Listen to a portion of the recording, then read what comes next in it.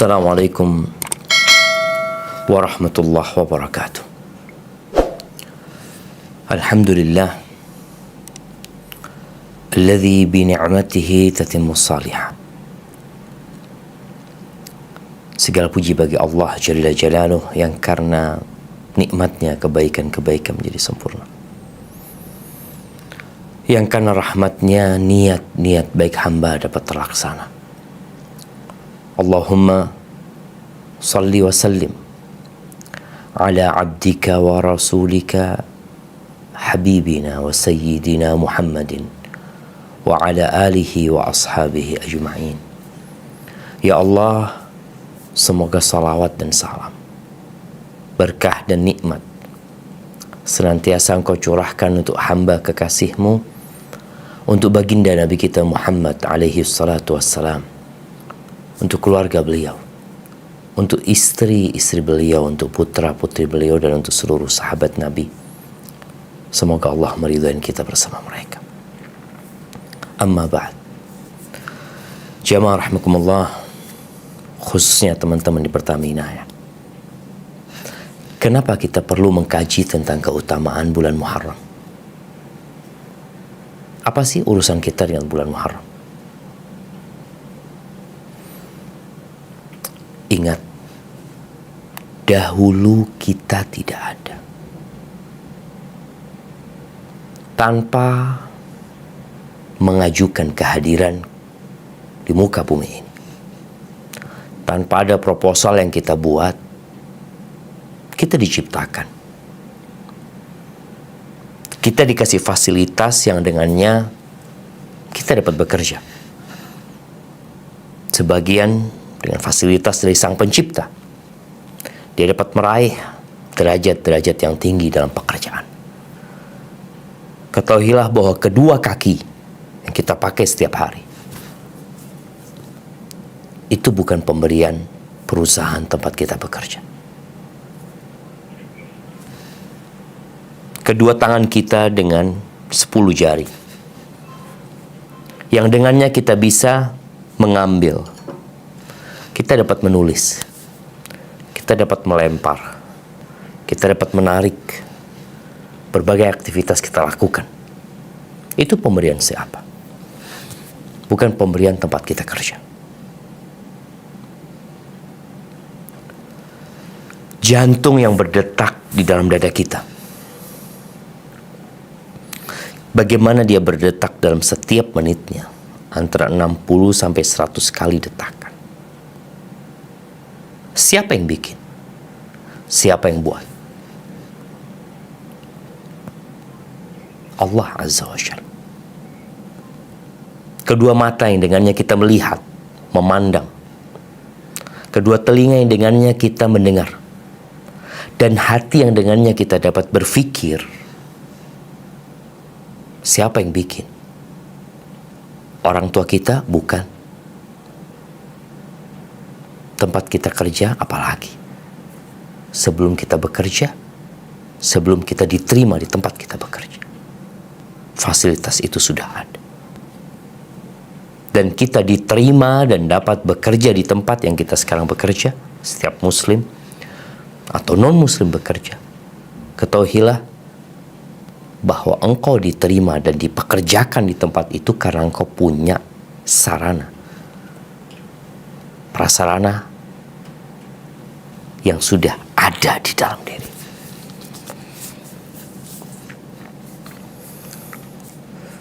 Kebanyakan kita belajar demi mendapatkan ilmu.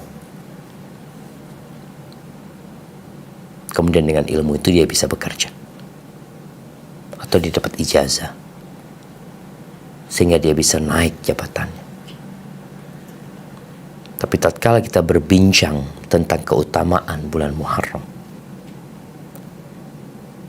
ini berkaitan dengan derajat-derajat tinggi yang disediakan di akhirat nanti.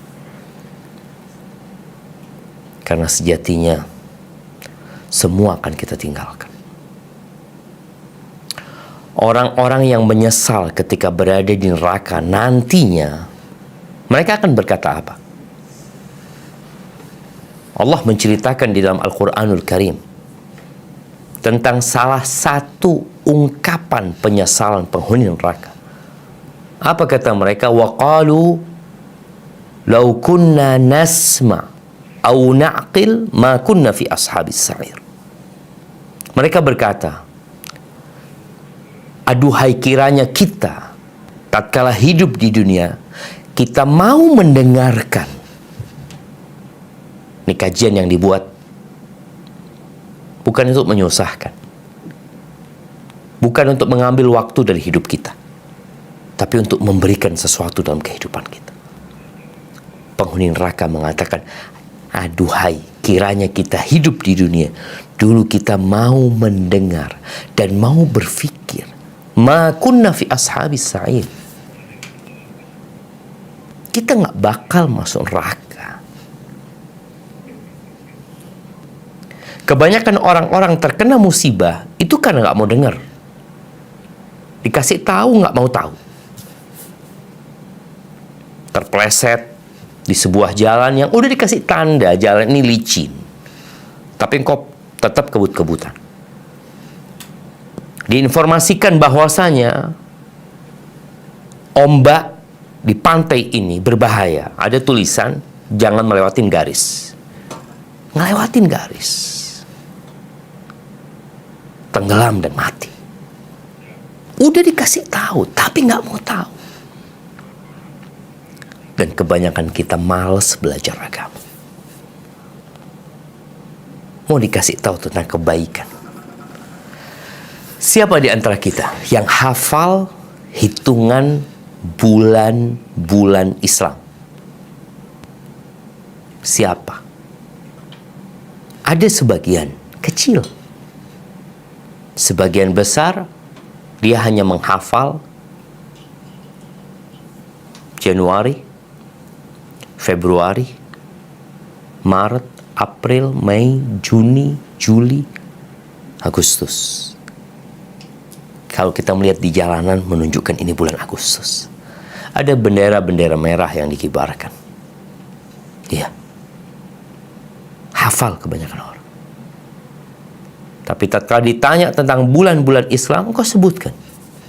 Coba setiap orang sekarang berpikir menyebutkan sebagai seorang muslim yang lahir Islam, yang harapannya mati di atas Islam. Tahu nggak kita dengan bulan-bulan Islam? Sebutkan. Muharram.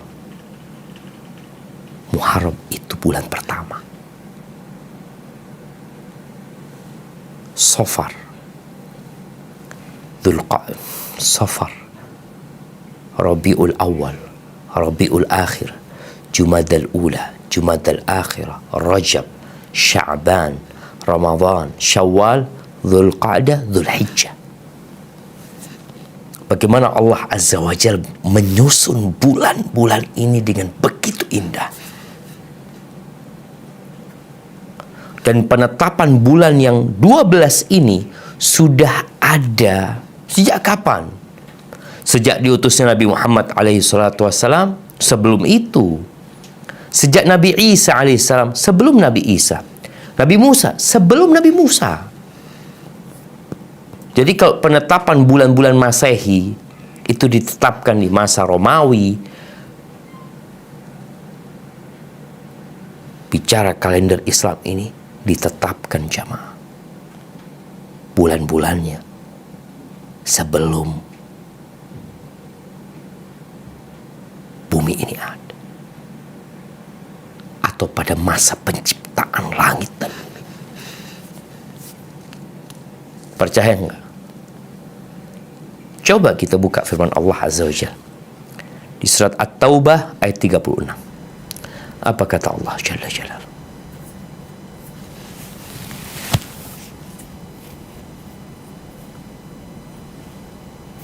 أعوذ بالله من الشيطان الرجيم إن عدة الشهور عند الله 12 شهرا في 12 12 syahran fi kitabillahi yawma khalaqas samawati wal arda minha arba'atun hurumu dzalika dinul qayyimu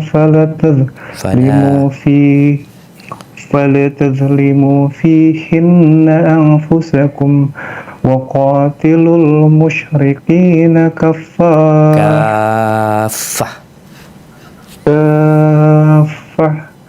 كما يقاتلونكم كافة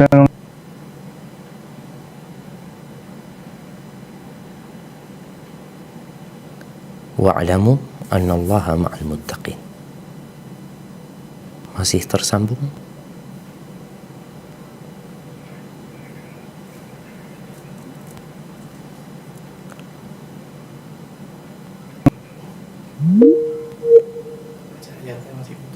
Baik. Ana baca artinya ya. Sesungguhnya bilangan bulan pada sisi Allah ialah 12 bulan dalam ketetapan Allah di waktu Dia menciptakan langit dan bumi.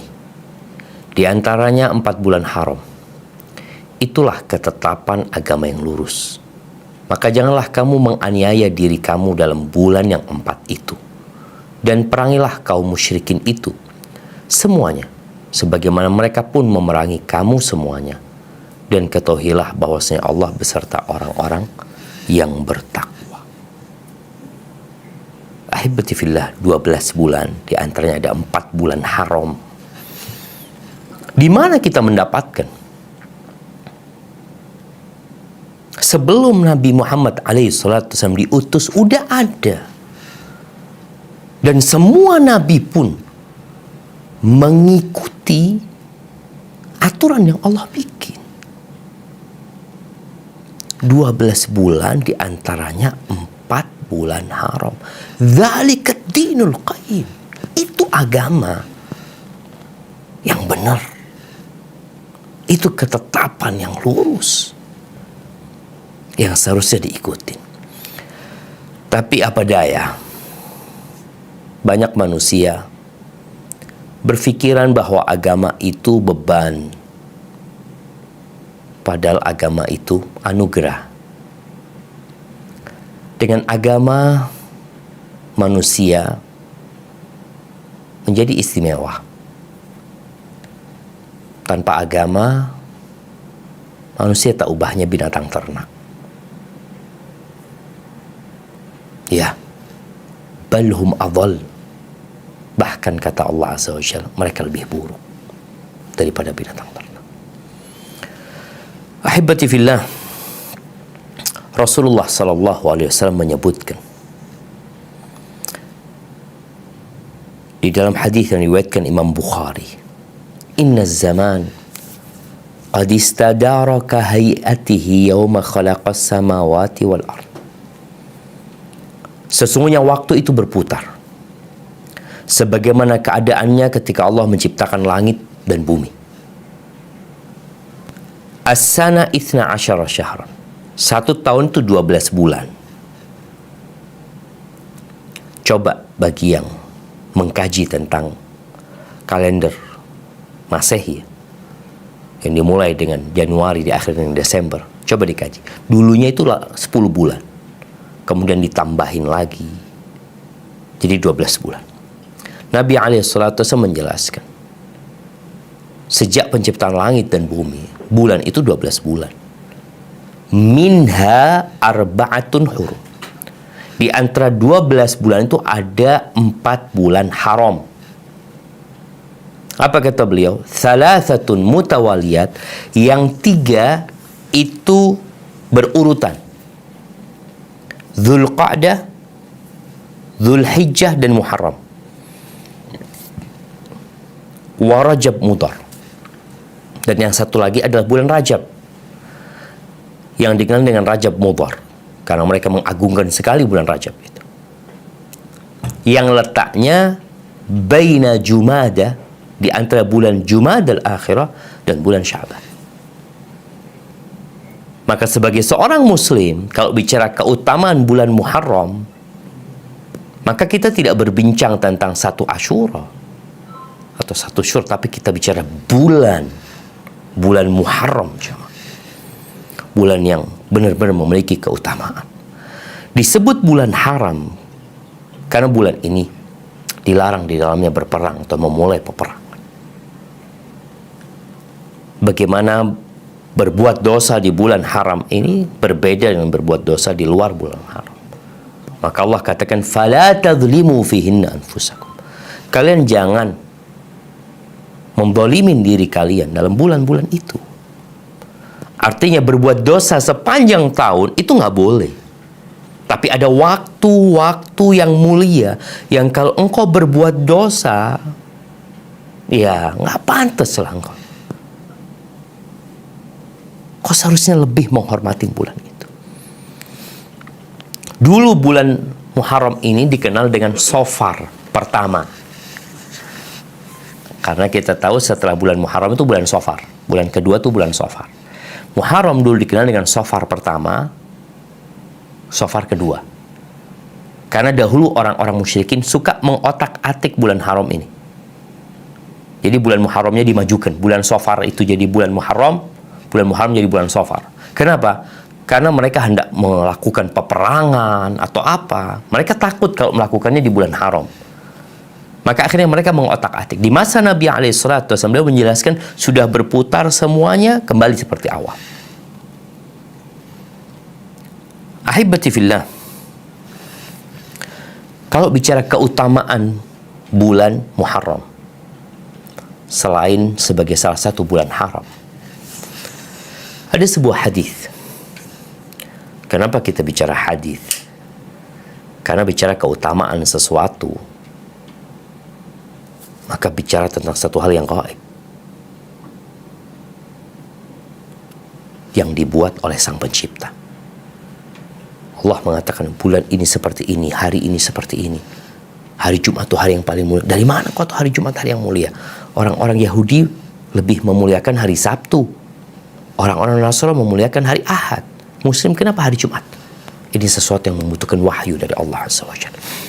Allah menjelaskan hal itu lewat Nabi alaihi salatu wassalam. Beliau pernah ditanya, Ayyus salati afdal ba'dal maktubah. Salat apa yang paling mulia setelah salat yang 5 waktu? Wa ayyus siyami afdal ba'da syahri Ramadan. Dan puasa apa yang lebih afdal, yang lebih mulia setelah bulan Ramadan? Pertanyaan ini jamaah, pertanyaan untuk orang yang berkelas. Kenapa kita sebut orang yang berkelas? Orang yang kepingin naik pangkatnya ya. Yang dari S1 kepingin S2. Dari S2 kepingin S3. Yang ketika dia masuk kerja, dia ingin naik jabatannya sampai yang tertinggi. Karena dia sudah bicara mana yang lebih mulia. Dia tidak berbincang, pertanyaannya tidak sedang menanyakan tentang sesuatu. Mana yang harus dikerjakan dan mana yang harus ditinggalkan. Udah lewat nih. Udah lewat nih orang. Maka pertanyaannya, mana yang lebih utama? Atau sholat apa yang lebih utama setelah yang 5 waktu tuh? Puasa apa yang lebih utama setelah Ramadan? Udah selesai, dia menjalankan puasa Ramadan, dia menjalankan sholat yang 5 waktu, dia sedang minta nilai lebih, dia mau jadi lebih baik.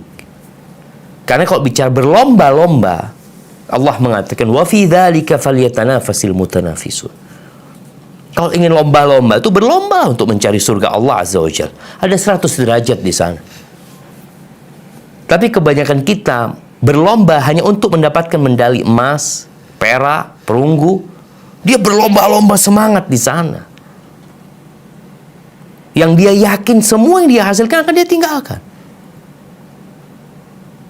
Ini pertanyaan orang kelas.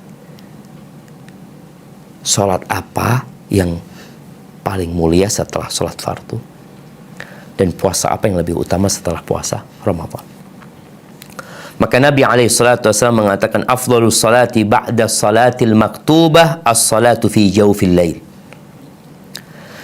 Sebaik-baiknya salat setelah salat yang 5 waktu, maka salat tengah malam, tatkala manusia tidur,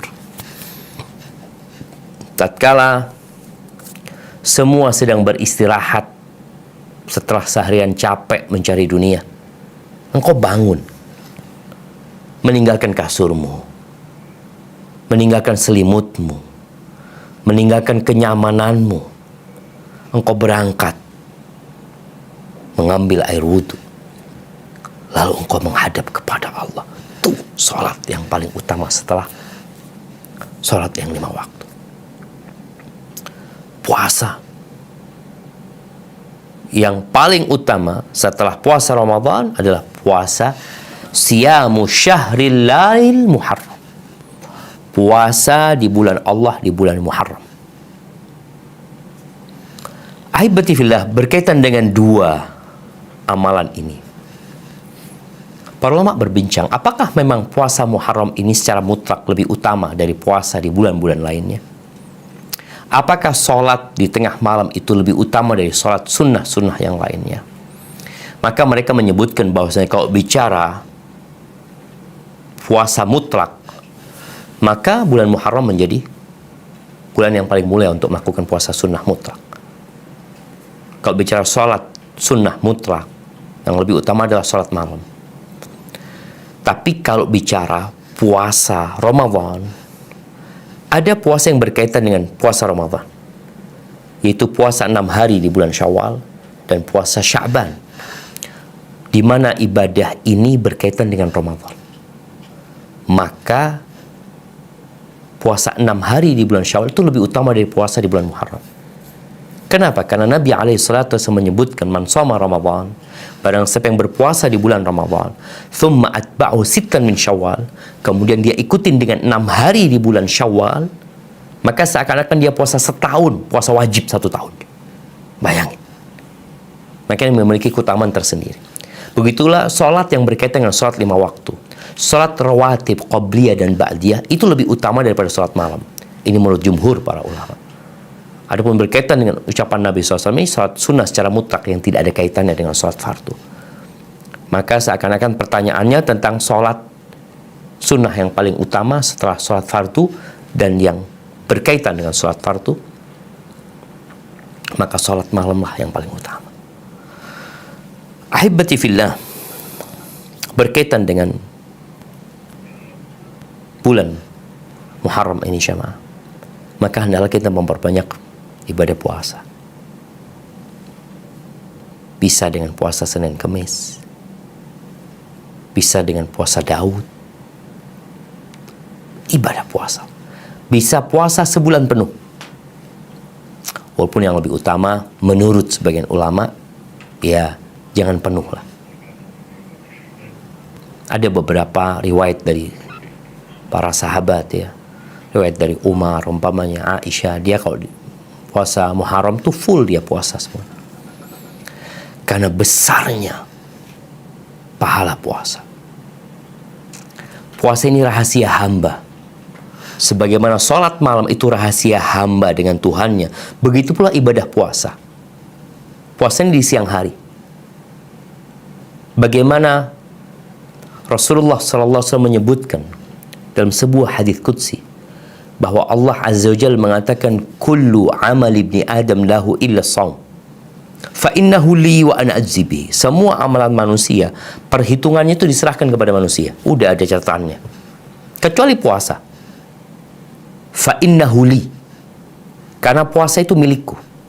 Dan aku yang akan memberikan balasan. Yada'u ta'amahu wa syarabahu min ajli wa syahwatahu. Ini orang meninggalkan makan, minum, dan syahwatnya karena aku. Puasa ini ibadah yang tersembunyi jamaah. Dilakukan di siang hari. Di tengah-tengah keramaian manusia. Kenapa seperti itu? Karena ibadah puasa adalah ibadah yang tidak ada gerakannya. Baik itu gerakan dengan fisik atau gerakan dengan lisan. Nggak ada. Sehingga orang nggak tahu fulan puasa, Umpamanya kita lagi duduk nih di bus. Siapa yang tahu bahwa saya fulana berpuasa? Dari mana engkau tahu? Satu bus itu ada 10 orang puasa, ada 15 orang puasa. Ada yang tahu. Kita masuk ke pasar, bareng-bareng masuk pasar, belanja. Siapa yang tahu atau siapa yang dapat membedakan antara yang puasa dengan yang tidak puasa? Nggak ada yang tahu. Benar-benar rahasia. Ketika ditanya baru ketahuan. Tapi kalau dilihat nggak ketahuan. Di kantor nih, pada bekerja. Sama-sama satu kantor, sama-sama ngerjain tugas. Dari mana kau tahu fulan puasa dan fulan sedang tidak berpuasa? Kalau tidak puasa mungkin kelihatan dia makan minum. Tapi sedang puasa, dia nggak makan nggak minum. Apa semua orang yang nggak makan nggak minum puasa? Enggak juga, mungkin dia diet. Maka ahibati fillah, Rasulullah SAW mengatakan, man shoma yauman fi sabilillah, barang siapa yang puasa sehari di jalan Allah Azza wa Jalla, Allah akan jauhkan antara wajahnya dan api neraka sepanjang 70 tahun. Bagaimana kelak yang namanya puasa ini akan memberikan syafaat. Bersama bacaan Quran dia datang memberikan syafaat pada hari kiamat. Ada banyak riwayat yang menceritakan keutamaan orang yang berpuasa ini, jemaah. Dia punya pintu khusus. Ini babur rayyan. Ketika orang-orang sedang dihisap, orang-orang yang puasa ini diperkenankan untuk makan, minum. Dikatakan, kok bisa mereka makan, mereka minum? Kata dia, iya, orang-orang ini meninggalkan makan dan minum tatkala kalian sibuk makan dan minum. Ahibati fillah, 1 bulan penuh keutamaan berpuasa di bulan Muharram. Jadi tanggal 1 sampai akhir Muharram kita dianjurkan memperbanyak puasa di bulan Muharram ini. Tapi ternyata dari 30 atau 29 hari itu ada hari yang mulia sekali. Hari yang dikenal dengan Ashura, yaitu tanggal 10 di bulan Muharram. Apa kata Nabi alaihi salatu wassalam?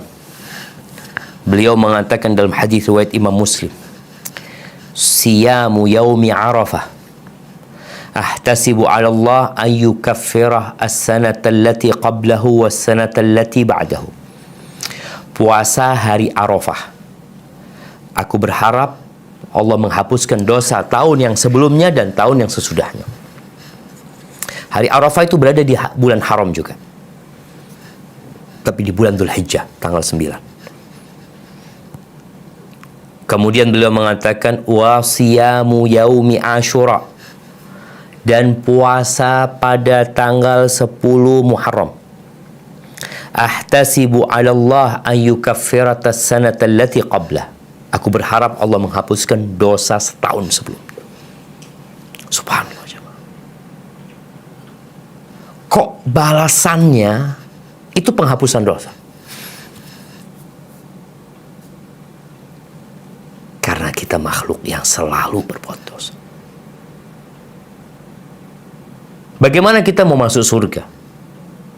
Sedangkan kita tahu Nabi Adam alaihissalam dikeluarkan dari surga karena satu dosa. Mungkinkah kita masuk surga membawa dosa?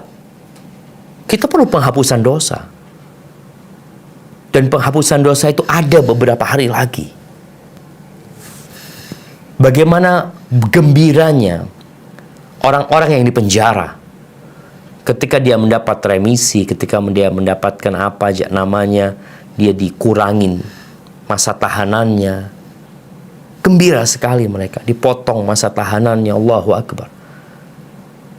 Sedangkan kita tahu kita punya banyak dosa yang sekali lagi, kalau kita mau balik ke surga, mungkinkah kita balik ke surga bawa dosa?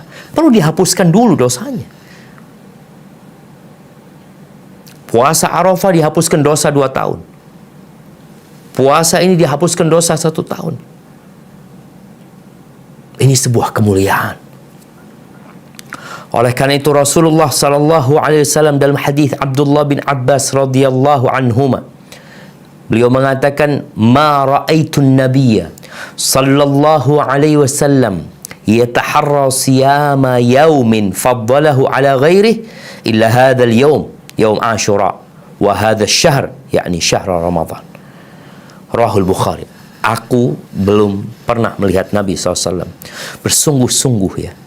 Beliau benar-benar berusaha untuk berpuasa di hari yang mulia, yaitu hari Ashura. Nggak pernah melihat bagaimana Nabi kesungguhannya untuk berpuasa seperti beliau puasa di hari Ashura dan bulan-bulan Ramadan. Artinya perlu kita catat tanggalnya. Perlu kita rencanakan. Kita ini mau puasa Ashura. Ashura itu tanggal berapa? Tanggal 10. Insya Allah hari Senin. Ya. Senin depannya. Catat tanggalnya. Ya. Sekali lagi, ini buat orang yang mau naik kelas ya. Adapun buat orang-orang yang males, kadang kala Ramadan utang belum bayar juga. Dan gak peduli dia dengan utang. Selain berkaitan dengan kemuliaan yang Allah berikan,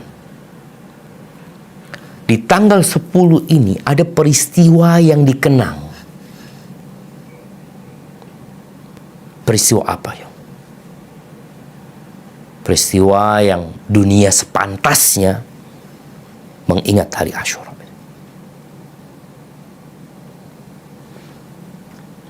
Abdullah bin Abbas radhiyallahu taala anhuma meriwayatkan hadis yang diriwayatkan Imam Bukhari. Beliau mengatakan Nabi SAW datang ke kota Madinah. Lalu beliau melihat orang-orang Yahudi berpuasa di bulan Muharram di tanggal 10-nya. Faqala ma hadha? Ada apa nih kalian kok puasa gitu? Supaya kita sadar bahwasanya semua umat manusia, semua nabi, Nabi Isa, Nabi Musa, kalender mereka sebenarnya bulannya itu ikut bulan rembulan. Nabi datang ke kota Madinah, mereka puasa Ashura tanggal 10 Muharram. Ada apa nih kalian kok melakukan puasa? Apa jawab mereka? Hada yaumun salih. Hada yaumun najjallah bani Israel min aduwihim fasamahu Musa. Ini hari baik. Ini hari agung. Dalam riwayat lain disebutkan hada yaumun azim. Ini hari yang agung. Allah menyelamatkan Bani Israel dari musuhnya. Itu dari Fir'aun. Allah menyelamatkan Nabi Musa dan kaumnya dan menenggelamkan Fir'aun dan kaumnya. Dan Nabi Musa berpuasa di hari ini.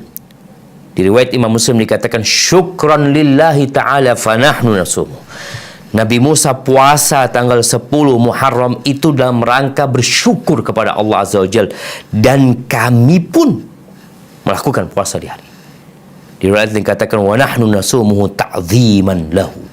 Kami melakukan puasa tanggal 10 ini dalam rangka mengagungkan hari ini sebagai bentuk syukur kepada Allah Azza wa Jalla, bukan dengan berpesta ria, tapi berpuasa saja. Subhanallah. Bersyukur dengan cara meninggalkan makan dan minum. Nah, maka kata Nabi SAW, fa ana ahaqqu bi Musa minkum. Aku lebih pantas dengan Nabi Musa daripada kalian.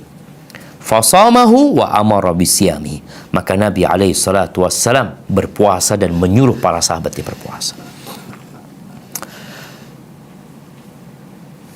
Sudahkah kita mempersiapkan diri untuk puasa? Ahibati fillah, ada urutan puasa Ashura, puasa tanggal 10 ini. Di riwayat Imam Muslim dari Abdullah bin Abbas radhiyallahu taala anhu, ketika Nabi SAW sudah biasa puasa tanggal 10 dan para sahabatnya puasa tanggal 10, di tahun ke-10 dari hijrahnya Nabi SAW, para sahabat mengatakan, karena orang-orang Yahudi udah pada meninggalkan kota Madinah ya, bagaimana Allah memberikan kejayaan kepada umat Islam. Maka mereka mengatakan, ya Rasulullah, innahu yaumun tu'adzimuhul yahud wan nasara. Asyura ini sebenarnya hari yang diagungkan oleh orang Yahudi dan Nasara. Jadi ini hari karena berkaitan dengan Nabi Musa. Kita tahu umat Islam itu percaya dengan semua nabi tanpa membeda-bedakan di antara mereka. Dan kita tahu Nabi Isa alaihissalam melanjutkan perjuangan Nabi Musa alaihissalam. Maka dalam syariat Nabi Musa, Nabi Isa, ada pengagungan hari Asyura dengan berpuasa di dalamnya. Faqala Rasulullah SAW. Maka Nabi berkata ketika sahabat mengatakan ini hari diagung oleh Yahudi dan Nasara, maka beliau mengatakan, fa idza kana al-amul muqbil insyaallah, kalau tahun depan aku masih hidup insyaallah, sumnal yaumat tasi, aku akan puasa tanggal 9-nya. Artinya beliau mau puasa 9-10 dalam rangka menyelisihi orang-orang Yahudi supaya kita nggak sama mereka. Entah di Indonesia apakah orang-orang Nasara masih melakukan puasa Asyura ya. Tapi kalau di Palestina, ya mereka tetap mengagungkan tanggal 10 ini. Apa kata Abdullah bin Abbas? Falam ya'til amul muqbil hatta tufiya Rasulullah SAW. Tidaklah datang tahun depan kecuali Nabi meninggal dunia alaihi salatu wassalam. Jadi, Nabi mengatakan itu bukan tahun 10, afwan, salah, tahun 11. Tahun 11. Nabi meninggal dunia tanggal 12 Rabiul Awal tahun 11 Hijriah. Rabiul Awal kan bulan ketiga. Berarti di bulan Muharramnya beliau mengatakan kalau tahun depan hidup, aku akan puasa tanggal 9-nya. Ahibati fillah, ada beberapa riwayat seperti yang diriwayatkan Imam Ahmad ya, dari Abdullah bin Abbas juga. Di situ Nabi mengatakan, sumu yauma Asyura, puasalah kalian pada tanggal 10 Muharram. Wa khalifu fihi yahud, kalian selisih Yahudi. Sumu qablahu yauman wa ba'dahu yauman, puasalah sehari sebelumnya dan puasalah sehari sesudahnya. Tapi hadis ini dhaif. Di riwayat Ahmad juga dikatakan sumu yauman qablahu au yauman ba'dahu, disebutkan puasalah kalian sehari sebelumnya, atau kalau tadi dan yang ini atau sehari sesudahnya. Tapi hadis ini juga dhaif. Al-Imam Ibnul Qayyim rahimahullahu ta'ala, beliau menyebutkan, famaratibu sawmihi thalatha, tingkatan pelaksanaan puasa Asyura ini 3. Beliau katakan yang pertama, yang paling sempurna, an yusama qablahu yaumun wa ba'dahu yaum, puasa sehari sebelumnya, sehari sesudahnya. Ini pendapat beliau. Wa yali dzalika, dan yang kedua, an yusama at-tasi' wal 'ashir, puasa tanggal 9 dan tanggal 10. Wa alaihi aktsarul ahadits, kebanyakan hadis menyebutkan ini. Dan yang ketiga yaitu puasa tanggal 10-nya saja. Jadi ahibati fillah, sebenarnya ya kalau kita bisa puasa 10 hari, 11 hari, 15 hari ya jadi lebih utama. Tapi yang jelas kalau mau puasa Asyura aja, tingkatan pelaksanaan ibadahnya seperti yang disebutkan oleh Ibnul Qayyim rahimahullahu ta'ala. Ada banyak hadis-hadis lemah jemaah yang berkaitan dengan hari Asyura ini ya. Ada seperti hadis yang disebutkan oleh Asy-Syaukani dalam kitabnya, kitab Al-Fawaid Al-Majmu'ah fil Ahadits Al-Mawdu'ah, kumpulan hadis-hadis palsu ya. Hadis ini berbunyi, man shalla yauma Asyura, barang siapa yang salat pada hari Asyura antara zuhur dan asar 4 rakaat, membaca di setiap rakaat dengan Al-Fatihah 1 kali, ayat kursi 10 kali, Qul huwallahu ahad 11 kali, kemudian ketika salam dia membaca istighfar 70 kali, maka Allah akan memberikan kepadanya di dalam Firdaus kubah putih, di dalamnya ada rumah dari batu permata hijau yang luas rumah itu 3 kali luas dunia. Hadis ini dhaif. Ada lagi hadis yang menyebutkan man shama yaum Asyura, barang siapa yang puasa hari Asyura, u'tiya thawab 10,000 syahid, akan dikasih pahala 10.000 orang yang mati syahid. Barang siapa yang puasa Asyura akan ditulis bagi dia ibadah selama 60 tahun. Hadis-hadis yang dhaif. Tapi ada pula yang kita lihat masyarakat muslim di dunia ini, mungkin kita akan mendapatin sebagian orang menjadikan hari Asyura hari ratapan. Karena memang ada kejadian menyedihkan terjadi setelah meninggalnya Nabi SAW. Tahun 61 kalau nggak salah jamaah, lupa ya, 61 Hijriah. Meninggalnya cucunya Nabi SAW, Husain SAW, Husain bin Ali bin Abi Thalib.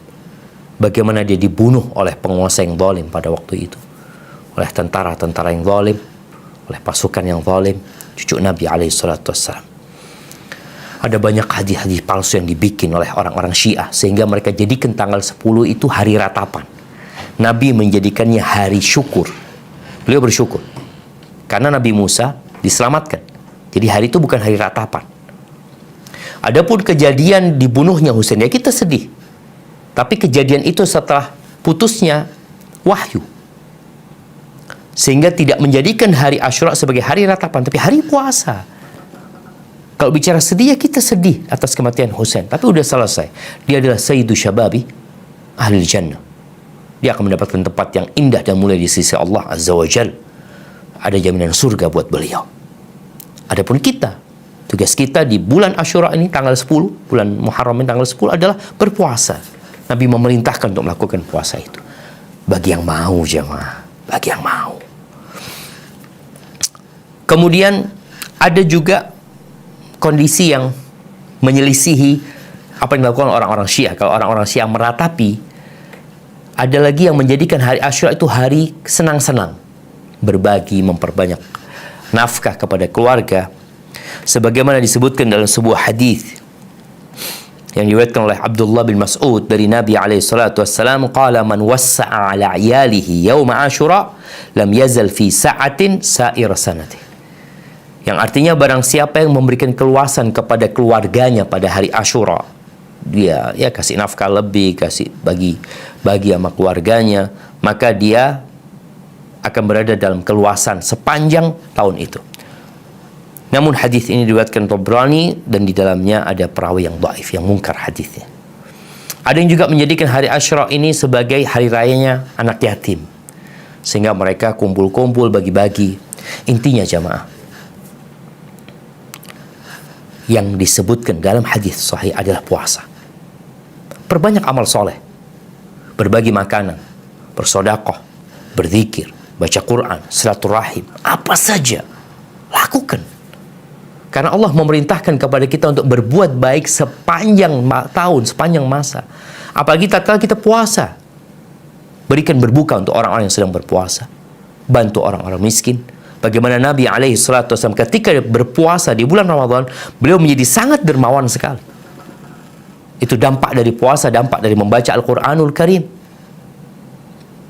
Maka hadis yang sahih yang berkaitan dengan keutamaan Asyura udah disebutkan. Ritual-ritual apa saja yang dibuat oleh manusia, sebelum engkau mengamalkannya, sebelum engkau melakukannya, tolong kau tanyakan, Nabi ngelakukan nggak? Sahabat ngamalkan nggak? Kenapa? Karena tidak semua amalan diterima, kecuali amalan tersebut memiliki dua persyaratan, atau terpenuhi dalamnya dua persyaratan. Yang pertama apa? Ikhlas lillahi ta'ala. Yang kedua, sesuai dengan syariat, dengan tuntunan Nabi SAW. Teman-teman yang bekerja, semua tuh ada aturannya. Bukan pokoknya bekerja, saya yang penting bekerja, saya sungguh-sungguh. Tunggu dulu, jangan cuma bicara sungguh-sungguh, kok harus ikut aturan gitu loh. Karena boleh jadi orang bersungguh-sungguh tapi salah. Maka tolong, siapa saja yang hendak beramal mulai saat ini, dia mengedepankan pertanyaan. Apa pertanyaannya? Apakah aku mengamalkan ini untuk Allah Azza wa Jalla? Yang kedua, apakah amalan yang aku akan kerjakan ini sudah sesuai dengan tuntunan Nabi Muhammad SAW atau tidak? Karena kata Nabi SAW, man amila amalan laisa alaihi amruna fahuwa raddun. Barang siapa yang melakukan suatu amalan yang tidak ada contohnya, tidak ada tuntunannya dari kami, maka tertolak jemaah. Jangan cuma modal semangat, tapi kita lupa dengan aturan. Bukankah kita bersyahadat asyhadu an la ilaha illallah wa asyhadu anna Muhammad Rasulullah? Konsekuensi kita mengatakan asyhadu an la ilaha illallah adalah mentauhidkan Allah, beramal ikhlas hanya untuk Allah. Dan konsekuensi kita mengatakan wa asyhadu anna Muhammad Rasulullah, kita tidak ikut tata cara ibadah kecuali caranya Nabi alaihi salatu wassalam. Hadza wallahu a'lam bissawab. Itu mungkin dapat Anda sampaikan. Kurang lebihnya mohon maaf. Anda kembalikan ke moderator untuk masuk ke sesi tanya jawab. Barakallahu fikum. Nah.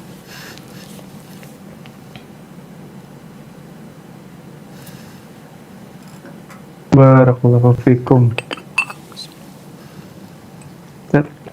Baik, terima kasih Ustadz atas ilmunya.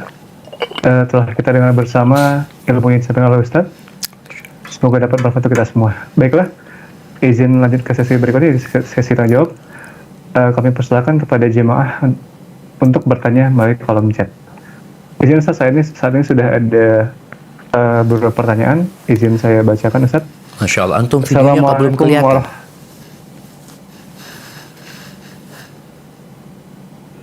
Nah. Assalamualaikum warahmatullahi wabarakatuh. Waalaikumsalam warahmatullahi wabarakatuh. Izin bertanya. Kita sadari kita harus menggapai surganya Allah Subhanahu wa taala dengan berbagai cara. Salah satu caranya adalah berbakti kepada kedua orang tua, birrul walidain. Ya.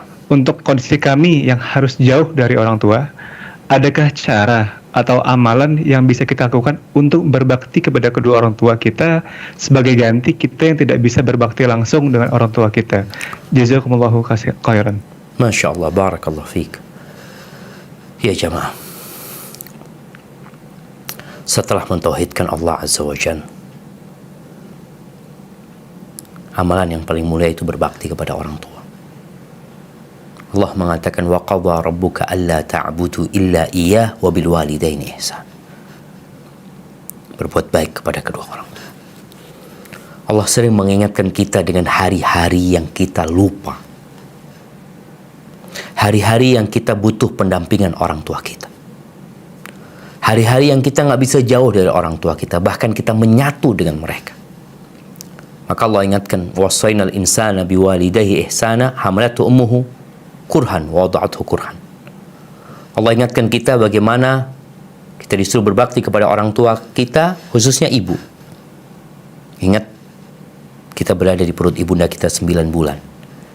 Yang masa itu kita nggak ingat. Nggak ada dalam memori kita. Mau kita gali seperti apa, kita lupa kita 9 bulan di perut ibunda kita. Maka Allah ingatkan, engkau pernah ada di perut ibundamu 9 bulan. Dan proses melahirkan, proses kita keluar dari perut ibunda kita yang begitu sulitnya, yang bahkan menyusahkan orang tua kita, itu kita juga lupa. Allah ingatkan dengan proses itu. Masa menyusui, Allah ingatkan juga. Di mana 3 hal tersebut kita butuh dekat sama orang tua kita. Dan sekarang tatkala kita sudah besar, kita dewasa, kita jauh dan meninggalkan kedua orang tua kita. Tapi gimana Ustaz kondisinya? Agar engkau tetap berbakti sama orang tua. Yang pertama, minta izin sama orang tua. Ridho nggak mereka engkau berada di tempat kerjamu sekarang? Karena pada masa Nabi SAW, ada orang yang meninggalkan negerinya Yaman, berangkat ke kota Madinah untuk hijrah dan berjihad. Ditanya sama Nabi SAW, orang tuamu masih hidup? Iya. Memberikan izin kepadamu? Enggak. Pulang sana kau. Disuruh pulang. Kau pulang, kau minta izin sama orang tuamu. Kalau dikasih izin, tafadhol. Nggak dikasih izin, jangan. Ini untuk jihad, untuk meraih surga Allah yang begitu tingginya. Apalagi sekedar untuk bekerja jauh ya, di tempat yang jauh. Itu kan ya, kadang-kadang sebagian orang mengatakan, ya Ustadz, ini bukan pilihan. Enggak, itu pilihan. Engkau bisa resign kalau orang tua nggak mengizinkan. Kalau ditempatkan, oke, ditempatkan bukan pilihan. Tapi menolak ditempatkan karena orang tua, umpamanya kata ibu jangan, ibu mau dekat sama engkau. Karena subhanallah, Allah Azza wa Jalla mengatakan wasahibhuma fid dunya ma'rufa. Temenin, dampingi keduanya Ada pendampingan jemaah. Ini yang perlu dilakukan. Taib, kalau memang harus jauh dan dikasih izin sama orang tua, alhamdulillah. Berarti engkau tidak durhaka karena orang tua memberikan izin. Bagaimana engkau berbakti? Ya sesering mungkin kau pulang untuk bertemu sama orang tua. Ada satu kejadian jamaah, satu kejadian yang Masya Allah ya, yang ketika Anda membaca cerita itu, ya banyak di antara kita yang lupa.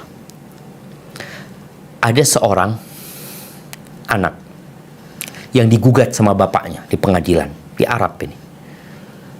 Bapaknya menuntut anaknya sudah menikah, sudah punya anak ya, menuntut anaknya ini untuk memberikan nafkah kepada orang tua. Datang ke pengadilan, akhirnya dipanggil anaknya, disidang, dikatakan kepada anaknya, bapakmu ini menuntutmu untuk memberikan nafkah kepadanya. Bulanan. Kata sang anak, loh Pak Hakim, bapakku nggak butuh duit. Bapakku ini orang kaya raya. Kata, betul memang, kaya raya bapaknya. Apa kata bapaknya? Iya, tapi aku minta engkau memberikan nafkah. Walaupun cuma 1 dinar. Entah 1 dinar Jordan apa dinar Kuwait ya. Kalau dinar Kuwait tuh ya kira-kira 40.000 jangan. Kata bapaknya, yang kaya raya minta walaupun 1 dinar. Aku minta engkau berikan kepada aku 1 dinar tiap bulan. Tapi syaratnya engkau serahkan langsung kepada aku. Tanpa perantara. Bukan ditransfer, tapi engkau berikan ke tanganku. Kata anaknya siap anaknya. Udah. Akhirnya selesai persidangan. Masih apa ya? Masih bingung ya. Hakimnya itu ada apa sebenarnya? Kayaknya masalahnya bukan masalah nafkah. Karena orang kaya raya ditanya sama hakimnya, apa sih sebenarnya yang mendorong untuk melakukan itu? Kata sang bapak, wahai hakim yang mulia, kata dia, anakku ini sibuk kerja sehingga dia lupa sama orang tua. Aku tuh kepingin ngelihat dia dan aku ridho melihat dia sebulan sekali. Ketika dia nyerahkan nafkah itu. Cuma kepingin ngelihat ya. Apa kata hakimnya? Loh, kok kenapa nggak ngomong? Kalau kau ngomong gitu kita penjara anakmu itu supaya tahu diri. Jangan, kata dia, Pak Hakim. Kalau kau penjara aku yang susah, kata dia. Enggak, sudah aku ridho. Makanya ingin mengingatkan kita semua yang jauh dari orang tuanya. Kalau kau benar-benar ingin berbakti ketika kau punya rezeki pulang. Mudik setahun sekali itu kita yang bikin. Kita bisa bikin mudik sebulan sekali. Sebulan 2 kali. Atau setahun 3 kali. Bebas ya, Ma. Tapi ketika ada di mana kita mudik setahun sekali, cuma setahun sekali. Padahal semua orang bekerja itu punya cuti gitu loh. Dia bisa ambil cuti itu untuk pulang. 3 hari dia pulang. Kalau nggak salah ada masa cuti 12 hari. Engkau bagi. Oh Ustaz, urusannya tiket ini itu semua. Niatkan ya. Allah akan mudahkan. Kemudian yang kedua, doakan orang tuamu yang ada di kampung ya. Kemudian usahakan sering telepon ya. Kirim hadiah buat orang tua ya. Lalu ya segala kebaikan bisa engkau lakukan buat orang tuamu. Kirim makanan kayak sekarang sudah diberi kemudahan jamaah. Sehingga anak ini benar-benar bisa berbakti sama orang tuanya dalam kondisi dia jauh. Itu mungkin beberapa hal yang bisa dilakukan ya. Hadza wallahu a'lam bissawab. Barakallahu fiik Ustaz. Pertanyaan kedua Ustaz. Assalamualaikum warahmatullahi wabarakatuh Ustaz. Bagaimana hukumnya ketika kita makan menggunakan wadah atau tempat yang mungkin pernah digunakan untuk memasak atau makan makanan yang diharamkan? Seperti contoh, kita mendapat undangan makan dan minum di tempat rekan-rekan yang non-muslim. Apakah kita menolak untuk makan? Atau sikap yang baik seperti apa? Mohon sarannya. Terima kasih Ustaz. Masya Allah, barakallahu fiik. Ya ahibati fillah.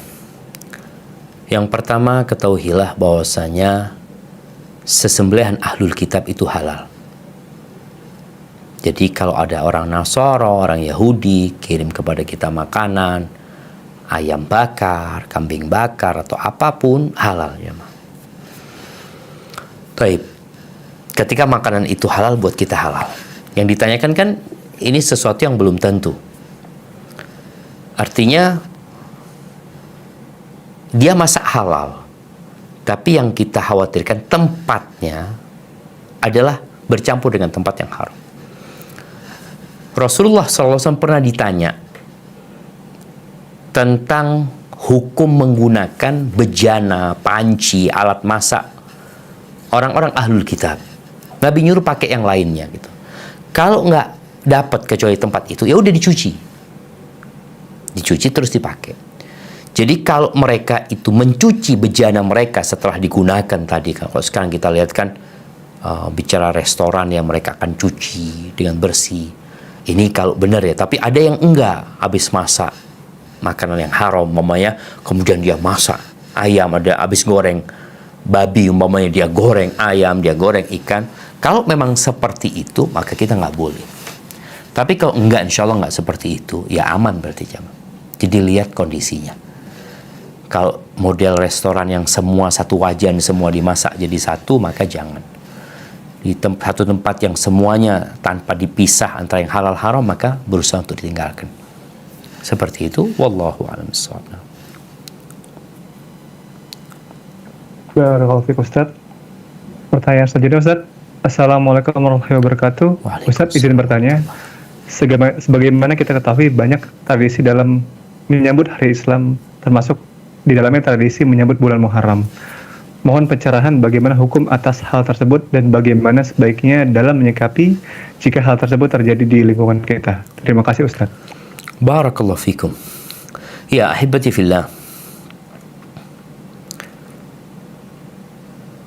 Kita nih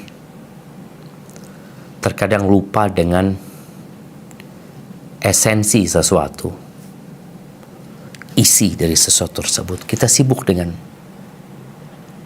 bungkusnya. Allah Azza wa Jalla menutup setahun itu dengan bulan Dzulhijjah. Di situ ada ibadah haji. Dan itu bulan-bulan haram. Kemudian Allah membuka tahun itu dengan bulan Muharram. Yang seharusnya kita lakukan adalah mengikuti apa yang dilakukan oleh Nabi kita Muhammad alaihissalam, para sahabatnya. Bagaimana mereka menyambut sebenarnya jamaah? Kita dianjurkan puasa di awal bulan, nggak masalah. Kita puasa tanggal 1, 2, 3 umpamanya. Dan ini bukan hanya bulan Muharram ya. Setiap bulan pun kita dianjurkan bulan 1, 2, 3. Dalam sebulan kita puasa 3 hari. Itu menyambut. Kemudian berdoa. Berdoa jamaah. Berdoa ketika melihat hilal. Ketika melihat hilal, apa doa yang dibaca? Allahumma ahillahu alaina bil amni wal iman was salamati wal islam rabbi wa rabbukallah. Ya Allah, jadikan bulan ini bulan yang penuh dengan keamanan dan keimanan. Bulan yang penuh dengan keselamatan dan keislaman. Tuhanku dan Tuhanmu adalah Allah Azza wa Jalla. Banyaknya ritual yang dibuat oleh sebagian orang yang mereka mengatakan sebagai bentuk syukur kepada Allah Azza wa Jalla. Taib, mungkin niat mereka baik. Tapi tolong, apakah yang seperti itu dianjurkan oleh Nabi SAW atau tidak jamaah? Kalau ucapan selamat itu urusan duniawi, kita ucapan selamat ya, semoga tahun ini jadi tahun yang penuh dengan nikmat, penuh dengan kebaikan, tafadhal.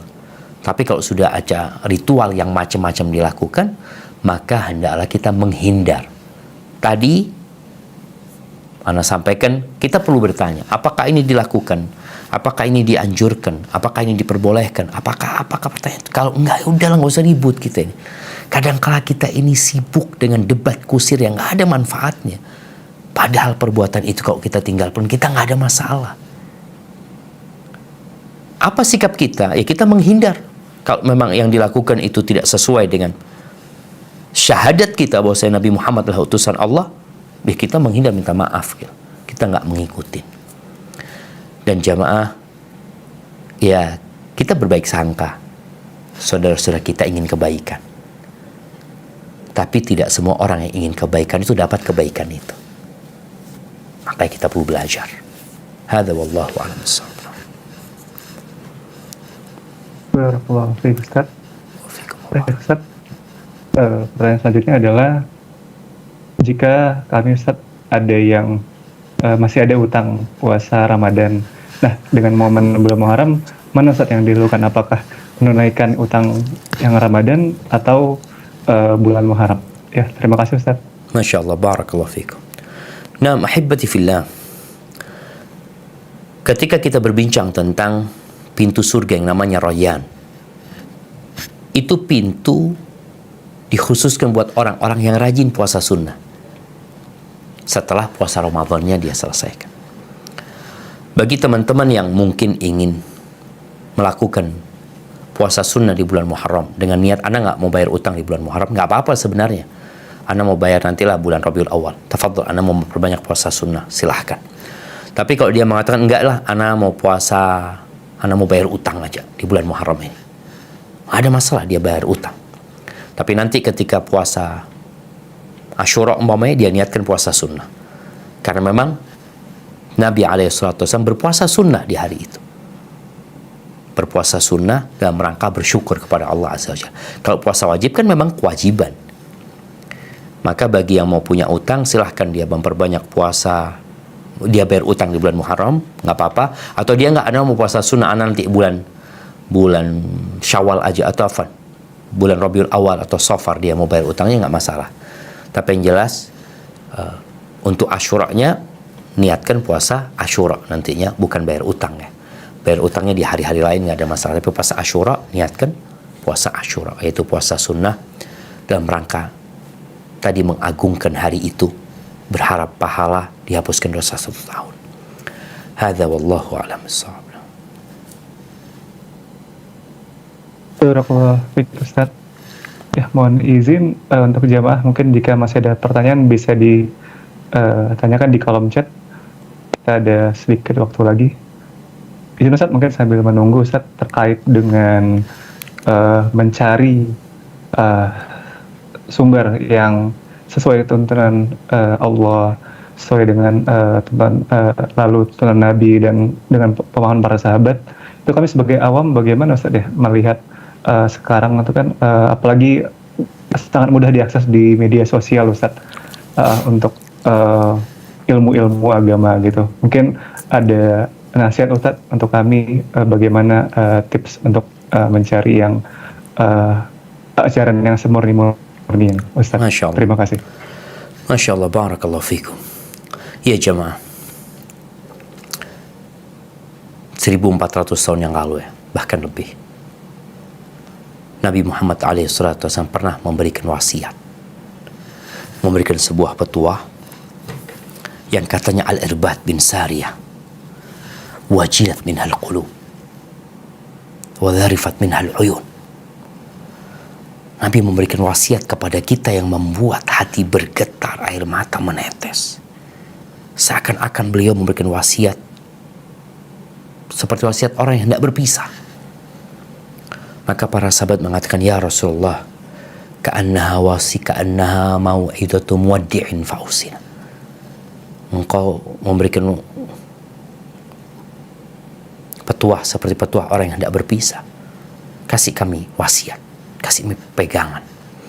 Maka Nabi SAW mengatakan kepada para sahabatnya, usikum bitaqwallah. Aku wasiatkan kepada kalian untuk selalu bertakwa kepada Allah Azza wa Jalla. Was-sam'i wat-ta'ati wa in ta'ammara 'alaikum 'abdun habashi. Agar kalian, wasiat yang kedua, agar kalian taat dan patuh kepada pemimpin kalian, walaupun yang memimpin kalian adalah budak hitam. Kemudian yang ketiga, beliau mengatakan, fa innahu man ya'ish minkum ba'di fa sayara ikhtilafan katsira. Maka barang siapa di antara kalian hidup setelah aku mati, maka dia akan mendapati banyak perselisihan, banyak perbedaan yang kadang-kala membuat orang bingung. Solusinya apa? Ini sesuai dengan yang ditanyakan tadi. Maka Nabi SAW mengatakan, fa'alaikum bisunnati. Kalian ikutin sunnahku. Wa sunnatil khulafa'ir rasyidin al-mahdiyyin min ba'di. Ikutin sunnah-sunnah para khalifah yang mendapatkan petunjuk setelah aku. Tamassaku biha, berpegang teguhlah dengan sunnah-sunnah itu. Wa'addu 'alaiha bin nawajid, gigit dengan gigi geraham kalian, dipegang dan digigit. Wa iyyakum wa muhdatsatil umur, kalian hindarin hal-hal yang baru, perkara-perkara yang baru. Artinya perkara-perkara dalam urusan ibadah yang tidak dicontohkan Nabi, yang tidak diamalkan para sahabatnya, hindarin hal itu. Fa inna kulla muhdatsatin bid'ah, semua yang baru itu jadinya bid'ah. Jadi tatkala kita melihat kebingungan kita, orang awam itu kan agamanya bertanya, orang awam itu bertanya. Maka ketika dia bertanya, tolong tanyakan tentang bagaimana pelaksanaannya, bagaimana Nabi SAW, bagaimana para sahabatnya. Sehingga hal itu membuat dia semakin cinta kepada Nabi, semakin cinta kepada para sahabat, dan dia beramal di atas ilmu. Dan ketika dia bertanya, dia harus pilih-pilih. Kita mau ke dokter aja, kita tanya, siapa sih dokter yang paling baik? Dokter jantung ini ada banyak nih, yang mana yang paling bagus? Oh fulan, kita pilih jemaah. Karena ini berkaitan dengan kesehatan kita, bagaimana berkaitan dengan agama kita. Kita pilih alim ulama yang benar-benar mengikuti Nabi SAW, mengagungkan sunnah-sunnah para sahabat. Ya sudah, kita ikut, itu sebagai orang awam. Tapi orang yang bisa belajar, bisa ngaji, bisa mengkaji, lain lagi buat dia. Maka dengan cara seperti itu insya Allah, ya dia akan selamat. Atau dia nggak akan bingung, udahlah, anak kan memang nggak ngerti. Kalau penjelasan Ustadz memang seperti ini, Nabi mengamalkan hal ini, sahabat mengamalkan hal itu, ya udah kita jalanin. Perkara-perkara yang terjadi perselisihan kita tinggalkan. Berdebat ini kita tinggalkan. Udah, daripada berdebat, kita lihat bagaimana sih praktek yang terjadi di masa Nabi SAW dalam urusan beragama.